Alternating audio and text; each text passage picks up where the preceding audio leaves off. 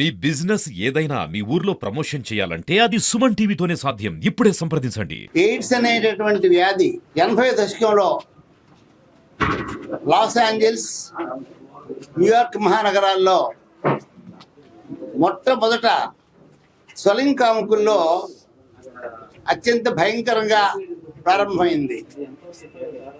భయంకరం అంటే అర్థం ఏంటంటే వ్యాధిని తెలిసిన తర్వాత మహా బ్రతికితే 3 మాసాల నుంచి 6 మాసాలు బ్రతికేవారు. రాక్ హడ్సన్ అనేటటువంటి ఒక హాలీవుడ్ స్టార్, ఆయన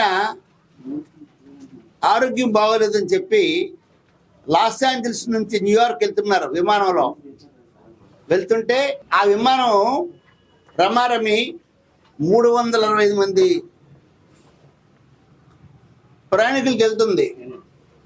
ఎలాగ తెలిసిందో, రాక్ హడ్సన్ అనేటటువంటి హాలీవుడ్ స్టార్, మీకు చెప్పాలంటే భారతదేశంలో అమితాబ్ బచ్చన్, ఆంధ్ర రాష్ట్రంలో ఒక చిరంజీవి, ఆ స్థాయి ఉన్నటువంటి ఆ సినిమా యాక్టరు ఎలిజబెత్ టేలర్, ప్రపంచ ప్రఖ్యాత సుందరి, క్లియోపాత్ర అనేటటువంటి హాలీవుడ్ సినిమాలో హీరోయిన్ ఆవిడతో కలిసి పనిచేసినటువంటి రాక్ హడ్సన్ ఎప్పుడైతే పాజిటివ్ అని తెలిసిందో 365 మంది విమానం దిగిలిపోయారు. ఒక్కసారి అమెరికా ఉలిక్కి పడింది. ప్రపంచ దేశాలన్నీ కూడా ఉలిక్కి పడ్డాయి. ఏమిటి వ్యాధి? ఎవరికో ఒకరికి వ్యాధి ఉంటే 365 మంది విమానం దిగిలిపోవడం ఏమిటి? అంటే హెచ్ఐవి అంటే అంత భయానకంగా ఉన్నటువంటి వ్యాధి. ఈ 46 సంవత్సరాల్లో రమారమి ప్రపంచవ్యాప్తంగా ఉన్నటువంటి వ్యాధి యొక్క ఇన్సిడెన్స్ అంటాం. అంటే సంఖ్యాపరంగా ఒకప్పుడు 50 మిలియన్లు అంటే 5 కోట్ల వరకు కూడా హెచ్ఐవి పాజిటివ్ ఉండేవారు. ఈవేళ ప్రపంచంలో 40 కోట్లకు తగ్గారు. భారతదేశంలో 2.5 మిలియన్లు ఉండేవారు, అంటే 25 lakhs గత 2 సంవత్సరాలుగా.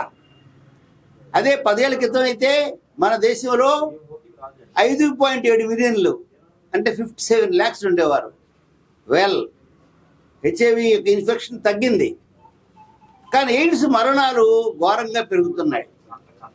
కారణం ఏంటంటే ఒక్క ఏఆర్టీ మందులు వాడితే మాత్రమే ఆరోగ్యం చక్కబడదు. ఎందుకంటే ఏఆర్టీ మందుల వల్ల వైరస్ విజృంభణ ఆగుద్ది, కానీ ఏఆర్టీ యొక్క కాంప్లికేషన్స్, అలాగే హెచ్ఐవి అనే వైరస్ శరీరంలో సంవత్సరాల తరబడి ఉండేటప్పుడు లివర్ మీద అటాక్ చేస్తే కామెర్లు వచ్చి లివర్ క్యాన్సర్లు రావడం, బ్రెయిన్ మీద అటాక్ చేస్తే బ్రెయిన్లో ట్యూమర్లు, స్ట్రోకులు రావడం, గుండె మీద అటాక్ చేస్తే కార్డియోమయోపతి, గుండె బాగా సైజు పెరిగిపోయి హార్ట్ అటాక్స్ రావడం. హెచ్ఐవి ఉన్నవారిలో లేని వారి కంటే 22% హార్ట్ అటాక్స్ వస్తున్నాయని చెప్పి సాక్షాత్తు the cardiology society of America ఇటీవలే ప్రకటించింది. అయితే మన దేశంలో వ్యాధి తగ్గినప్పుడు కూడా ఎందుకంటే ప్రచారం చేయాలి అని అనుకోవచ్చు మీరు.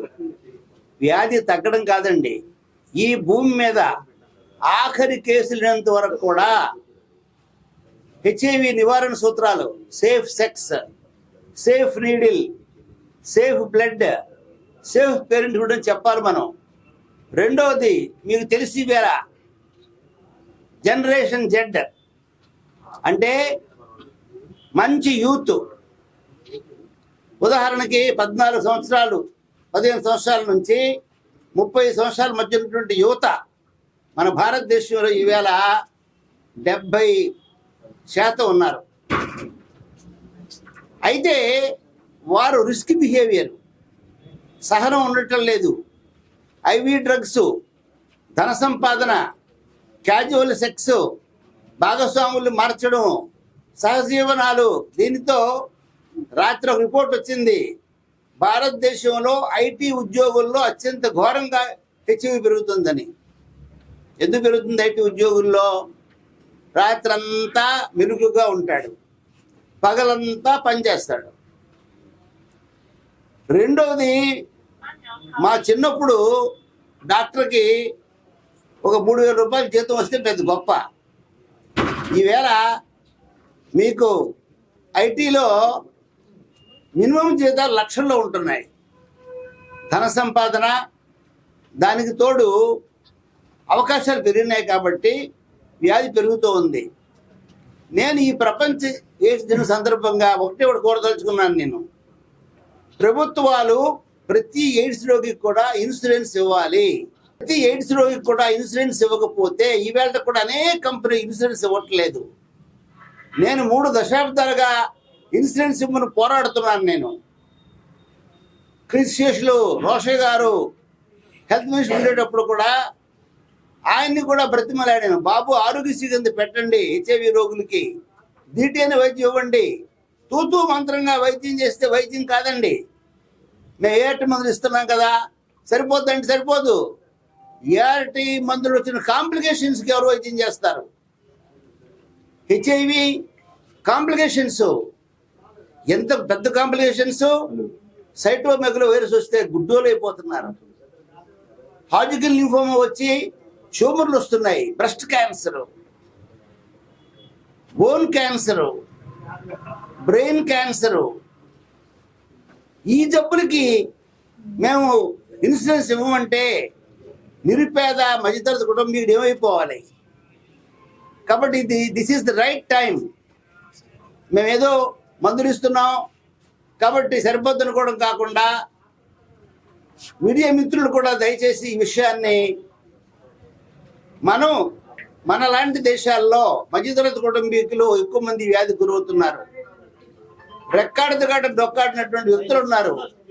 అటువంటి వారికి ఆర్థిక ఇబ్బందుల నుంచి బయటపడాలంటే హెచ్ఐవి రోగాన్ని ఆరోగ్యశ్రీలో జాయిన్ చేయాలి. లేదా ఇన్సూరెన్స్ కంపెనీలు ఎవరు ఉన్నాయి, బోల్డ్ ఉన్న ఇన్సూరెన్స్ కంపెనీలు, వారు ఎందుకు హెచ్ఐవి రోగాన్ని ఇన్సూరెన్స్ ఇవ్వడానికి పరిగణలో తీసుకోవట్లేదు? అది మనం ప్రశ్నించాలి. ఈ రెండు చేస్తే ఓకే, వ్యాధి తగ్గుదల పెట్టింది, ఎందుకంటే అవేర్నెస్ పెరిగింది. రెండవది, మనకు ఒకప్పుడు ఇంటర్నేషనల్గా అంటే అంతర్జాతీయ స్థాయి నుంచి విపరీతంగా ఫండింగ్ వచ్చేది. ఇప్పుడు ఫండింగ్ చాలా బాగా తగ్గిపోయిందండి.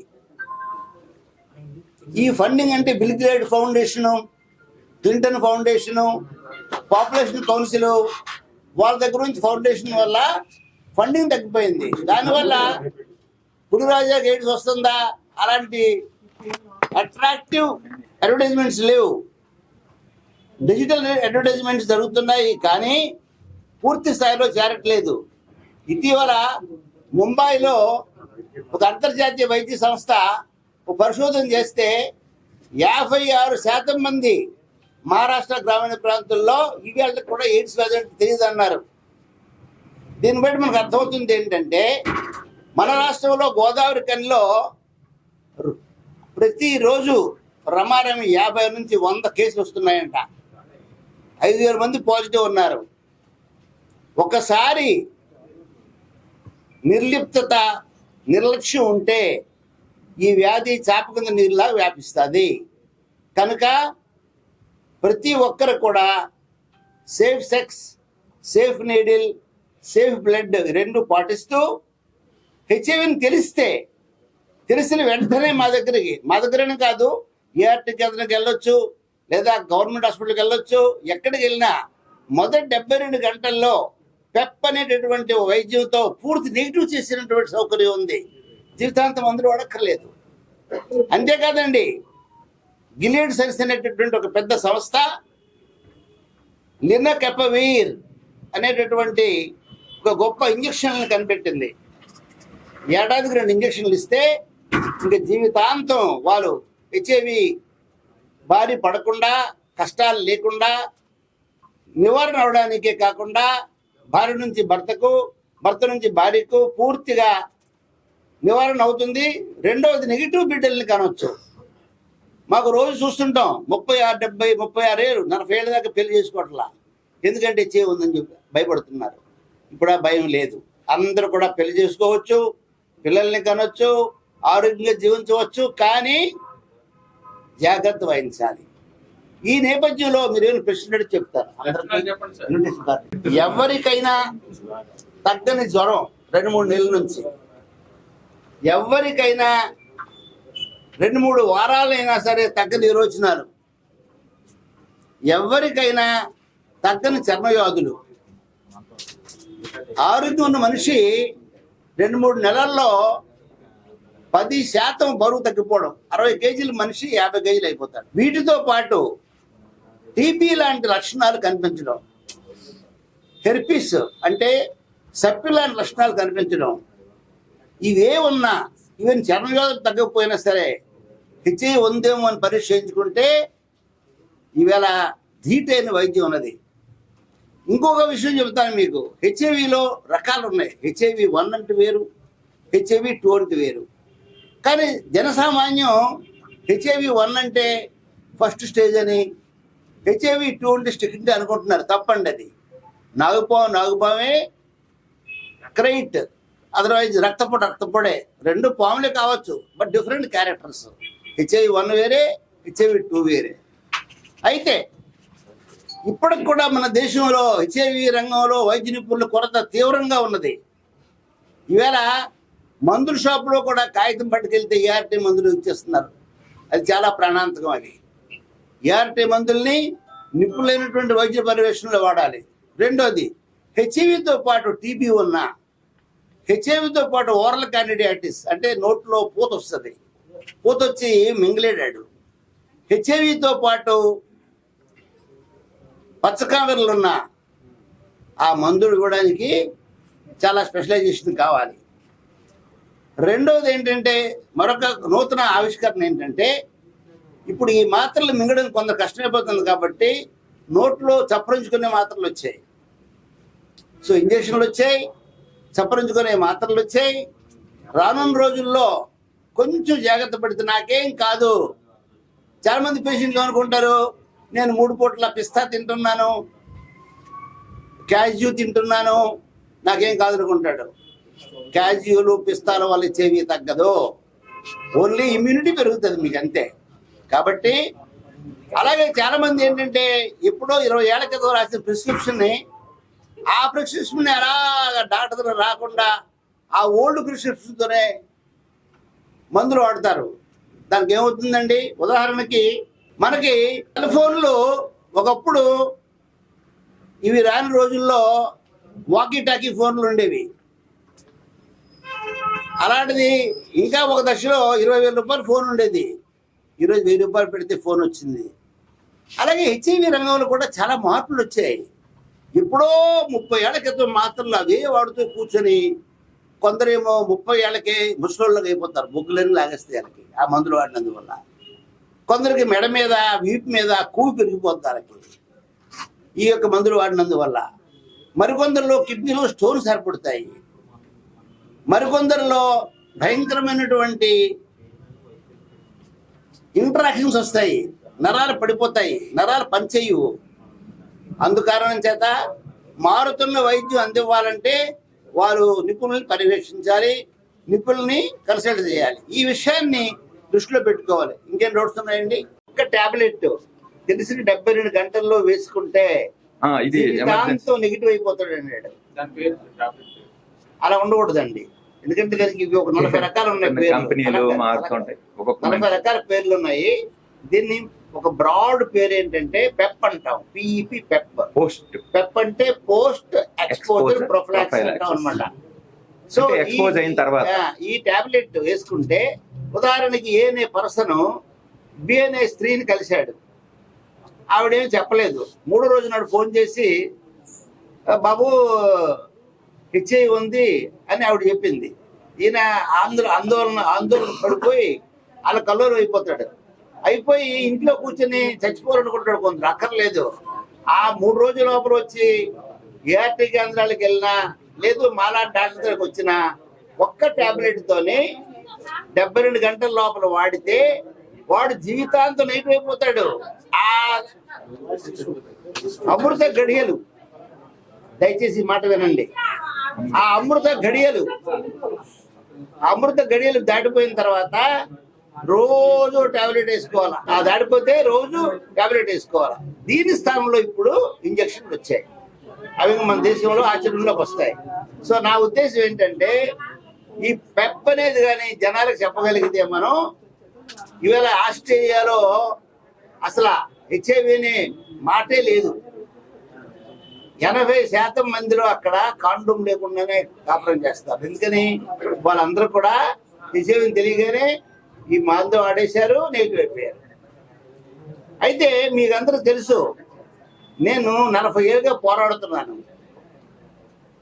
వాస్తవానికి డాక్టర్ అచ్యుత్ లాంటి వాళ్ళు, లేకపోతే ఇదిగోండి ఈ మన లారెన్స్ ల్యాబ్ లాంటి వాళ్ళు, మైలాన్ ల్యాబ్ వాళ్ళు ఎవరో కొంచెం సాయం చేయడం తప్ప వాస్తవానికి ప్రజా ఉద్యమం వచ్చుంటే ఎప్పుడో ఇచ్చేవి పోయి ఉండేది. కానీ రావట్లేదు. ఎవరికారు భయపడిపోవడం, సిగ్గుపడిపోవడం, అవమానం పడిపోవడం. అందుకే ప్రపంచ సంస్థ ఏం చెప్తుందండి ఈ సంవత్సరం, అడ్డంకులు అధిగమించండి, హెచ్ఐవి నిర్మూలించండి అన్నది. అడ్డంకులు అంటే ఏంటండి? ఒకటి స్టిగ్మా, 2 పేదరికం. ఉదాహరణకి కిడ్నీ పోయినప్పుడు ఆ కిడ్నీ పోయినటువంటి పేషెంట్కి ఆరోగ్యశ్రీ కిందేమో 10 లక్షలు 15 లక్షలు ప్రభుత్వం ఖర్చు పెడుతుంది. హెచ్ఐవి వాడికి 10,000 ఖర్చు పెట్టదే ప్రభుత్వం. మరి ఎలాగ వాడు బాగవుతాడు? ఇప్పుడు మీకు అందరూ తెలుసు, దుంపల బడులు మనకు ఉండేవి, ఉన్నాయి లేవు నాకు తెలియదు. నాకు నేను అక్కడే చదువుకున్నాను, దుంపల బడులు చదువుకున్నాను.